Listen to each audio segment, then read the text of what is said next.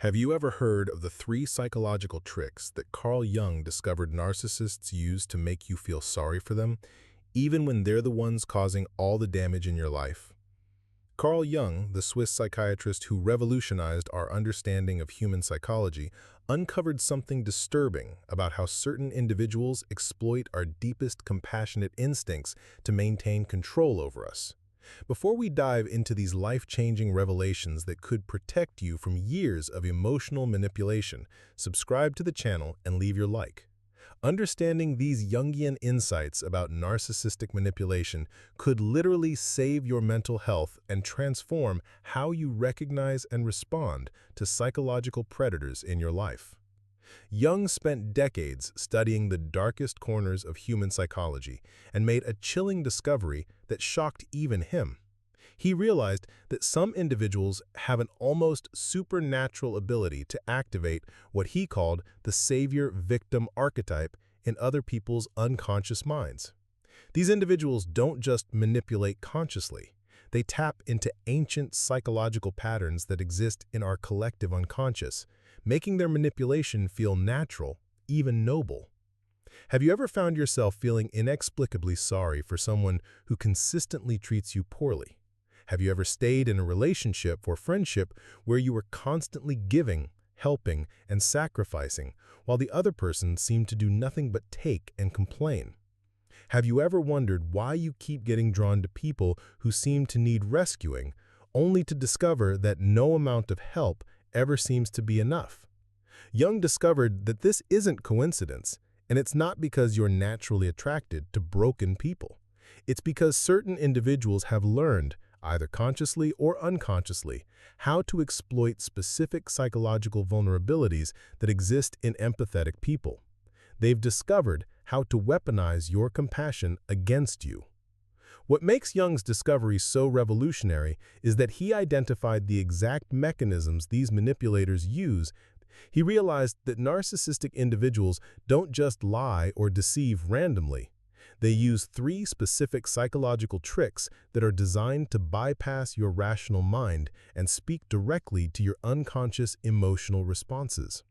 These tricks are so effective because they activate archetypal patterns that have been embedded in human psychology for thousands of years.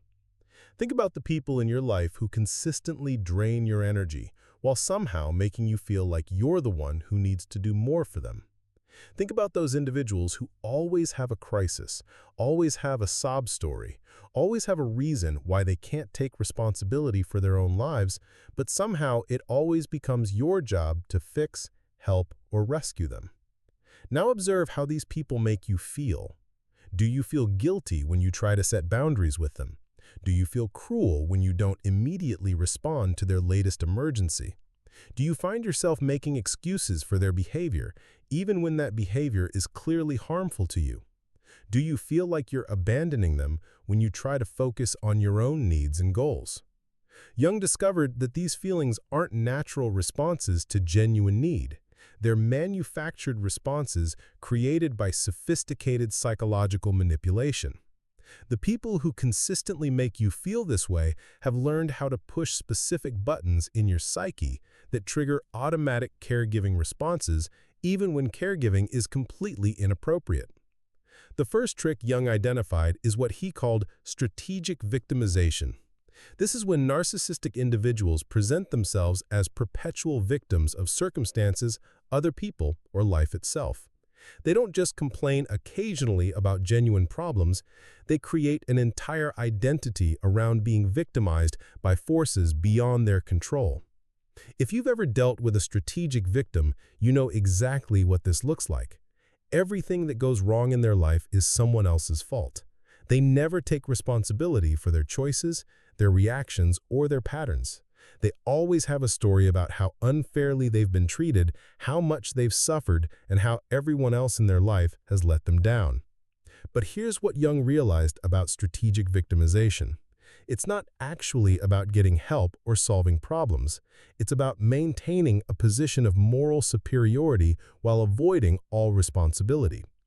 When someone presents themselves as a victim, they automatically position you as either a rescuer or another perpetrator. If you help them, you're validating their victim status. If you don't help them, you become another person who's victimizing them. This creates what Jung called a psychological trap. No matter what you do, you're playing into their narrative. If you give them what they want, you're reinforcing their belief that they deserve special treatment because of their suffering. If you don't give them what they want, you're proving their point that everyone is against them. Strategic victims are masters at making their problems sound both urgent and solvable, while simultaneously ensuring that no solution ever actually works. They'll ask you for your advice, then explain why your advice won't work. They'll ask you for your help, then find reasons why your help isn't quite right. They'll ask you for your support, then make you feel like your support isn't enough. Jung discovered that strategic victims aren't actually looking for solutions. They're looking for an audience for their suffering and a source of energy to fuel their victim identity. Every time you respond to their crisis, every time you offer help or sympathy, every time you make excuses for their behavior, you're feeding a psychological pattern that will never be satisfied. The second trick Jung identified is what he called guilt inversion. This is when narcissistic individuals take situations where they are clearly in the wrong and somehow manage to make you feel like you're the one who should feel guilty. They have an almost supernatural ability to flip scripts and reverse moral positions. If you've ever experienced guilt inversion, you know how disorienting and crazy-making it can be. You might confront someone about their harmful behavior, only to find yourself apologizing to them by the end of the conversation. You might try to set a boundary, only to end up feeling like you're being cruel and unreasonable. You might attempt to address a legitimate grievance, only to find comforting the person who hurt you. Guilt inversion works by exploiting your natural empathy and your desire to be a good person. Narcissistic individuals understand that empathetic people are motivated by wanting to avoid causing harm to others. They use this motivation against you by making you believe that any attempt to protect yourself or hold them accountable is actually you being harmful to them. They might say things like, "After everything I've been through, I can't believe you're being so cold to me," or "I thought you were different than everyone else who's abandoned me," or "I'm going through such a hard time right now, and instead of supporting me, you're attacking me." These statements are designed to make you feel like your legitimate concerns are actually cruel attacks on a vulnerable person. Jung realized that guilt inversion is particularly effective because it exploits what he called the shadow projection mechanism. When someone accuses you of being cold, cruel, or abandoning, they're projecting their own shadow qualities onto you. But because you have a natural fear of being those things, you immediately start questioning whether they might be right. This creates a psychological double bind.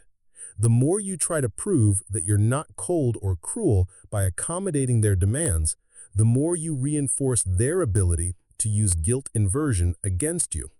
But if you maintain your boundaries despite their accusations, you have to tolerate the uncomfortable feeling that maybe you really are being mean to someone who's suffering. A key to understanding guilt inversion is recognizing that healthy people don't try to make you feel guilty for having boundaries. Healthy people don't respond to your legitimate concerns by making themselves the victim of your concerns. When someone consistently makes you feel guilty for protecting yourself, that's not a sign that you're being too harsh. It's a sign that you're dealing with someone who uses guilt as a weapon. Jung discovered that guilt inversion is often combined with what he called emotional blackmail. This is when someone threatens to harm themselves, leave, or withdraw their love if you don't comply with their demands.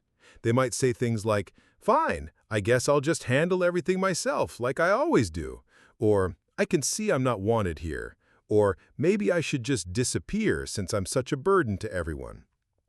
These statements are designed to trigger your fear of abandonment and your fear of being responsible for someone else's pain.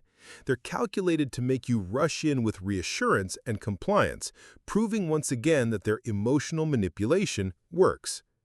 The third trick Jung identified is what he called dramatic narrative construction. This is when narcissistic individuals create elaborate, emotionally charged stories about their suffering that are designed to overwhelm your rational judgment and trigger your immediate emotional response. If you've ever dealt with someone who uses dramatic narrative construction, you know how powerful and compelling these stories can be. They don't just tell you what happened, they paint vivid emotional pictures that make you feel like you're experiencing their pain directly. They use specific details, emotional language, and dramatic timing to create maximum impact. These narratives often contain elements that are technically true, but are presented in ways that distort the overall picture. They might tell you about a terrible thing that happened to them, but leave out crucial context about their role in creating that situation. They might describe someone else's behavior in the most negative possible terms, while presenting their own behavior in the most sympathetic possible light. Jung realized that dramatic narrative construction works by bypassing your critical thinking and speaking directly to your emotional centers. When someone tells you a story that triggers strong emotional responses, your brain automatically shifts into empathy mode rather than analysis mode. You feel first and think second, which is exactly what the manipulator wants. What makes these narratives particularly insidious is that they often contain just enough truth to make them believable, but they're constructed in ways that serve the narrator's agenda rather than conveying accurate information. The goal isn't to help you understand what really happened, it's to make you feel specific emotions that will motivate you to give the narrator what they want. Jung discovered that people who use dramatic narrative construction are often incredibly skilled at reading their audience and tailoring their stories accordingly. They know which details to emphasize with which people, which emotions to trigger in which situations, and how to adjust their narrative based on your responses. They might present themselves as the misunderstood genius to someone who values intelligence, the wounded healer to someone who's drawn to helping others, the spiritual seeker to someone who's interested in personal growth, or the loyal friend to someone who values loyalty. The core narrative remains the same, but the presentation changes based on what they think will be most effective with each individual. Here's what Jung understood about these three tricks that most people miss. They work together to create what he called a psychological prison. Strategic victimization makes you feel responsible for their well-being. Guilt inversion makes you feel guilty for protecting yourself. Dramatic narrative construction makes you feel emotionally invested in their version of reality. When all three tricks are operating simultaneously, you find yourself trapped in a relationship dynamic where you're constantly giving, helping, and sacrificing while feeling guilty about not doing enough and believing that you're dealing with someone who genuinely needs and deserves your help. But Jung made another crucial discovery. These tricks only work on people who have specific psychological vulnerabilities. Not everyone falls for narcissistic manipulation, and understanding why can help you protect yourself. The people who are most susceptible to these tricks are often highly empathetic individuals who have what Jung called an overactive savior archetype. These are people who derive meaning and identity from helping others, who feel guilty when they're not useful to someone, and who have difficulty distinguishing between genuine need and manipulative demand. Jung realized that narcissistic individuals are incredibly skilled at identifying people with overactive savior archetypes. They can sense who will respond to victim narratives, who will feel guilty about setting boundaries, and who will be emotionally moved by dramatic stories. They target these individuals specifically because they know their manipulation will be most effective. The antidote to narcissistic manipulation, according to Jung, isn't becoming less empathetic or caring less about others. It's developing what Jung called conscious compassion. This means learning to distinguish between genuine suffering that deserves your empathy and manufactured suffering that's designed to control you. Conscious compassion involves asking yourself specific questions when someone is trying to trigger your sympathy. Is this person taking responsibility for their role in their problems, or are they blaming everyone else? Are they looking for actual solutions, or do they seem more interested in maintaining their victim status? Are they respecting your boundaries and your needs? Are they making everything about their crisis? Jung discovered that people who genuinely need help respond differently to assistance than people who are using need as manipulation. Genuine sufferers are grateful for help. They use assistance to improve their situation, and they respect the boundaries and needs of their helpers. Manipulative individuals are never satisfied with help. They always need more, and they make their helpers feel guilty for having any needs or limitations. The most powerful protection against narcissistic manipulation is understanding your own psychological patterns. If you find yourself repeatedly drawn to people who need rescuing, if you feel guilty whenever you prioritize your own needs, if you have difficulty saying no to people who are suffering, you may have an overactive savior archetype that makes you vulnerable to these tricks. Jung showed us that recognizing these patterns isn't about becoming cold or uncaring.